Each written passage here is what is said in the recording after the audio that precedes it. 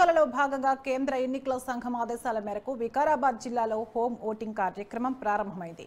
Chevella parliament పరిధిలోని పరిగి, వికారాబాద్, తాండూరు సెగ్మెంట్లలో జిల్లా collector ఆదేశాలతో హోమ్ ఓటింగ్ ప్రక్రియను అధికారులు ప్రారంభించారు. జిల్లాలో 85 సంవత్సరాల పైబడి అలాగే పూర్తి అంగవైకల్యం కలిగి ఉన్న ఓటర్లు జిల్లాలో 206 మంది హోమ్ ఓటింగ్ కొరకు అర్హులయ్యారు. ఇందులో భాగంగా తాండూరు అసెంబ్లీ సెగ్మెంట్లో ఎన్నికల నోడల్ అధికారి శ్రీనివాసరావు ఆధ్వర్యంలో ఉదయం 9:30 ఓటింగ్ ప్రక్రియ ప్రారంభించారు.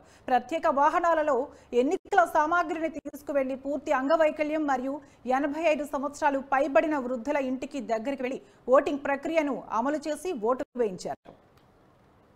ఎన్పీసీ చేవెళ్ల పార్లమెంట్ నియోజకవర్గంలో భాగంగా తాండూరు అసెంబ్లీ సెగ్మెంట్లో ఈరోజు హోమ్ ఓటింగ్లో భాగంగా దివ్యాంగులు, వికలాంగులు, 85+ ఏజ్ ఉన్న వాళ్లకు ఇంట్లోనే వాళ్ళ ఇంటి దగ్గరికి వెళ్ళి మనం ఓటింగ్ కార్యక్రమం ఏర్పాటు చేయడం జరిగింది.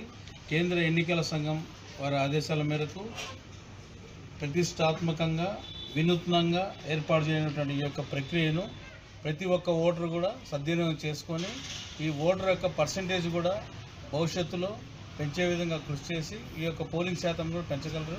ప్రతి ఒక్క ఓటర్ కూడా 85 ఇయర్స్ అని చెప్పి హాస్పిటల్ ఉన్నాము, ట్రీట్మెంట్ నడుస్తుంది, మేము ఓటు ఎక్కేసే కెపాసిటీ లేదని కోల్పోకుండా ప్రతి ఒక్కరు కూడా ఈ యొక్క ఓటును వినియోగించుకొని ఈ యొక్క ఇంటింటికి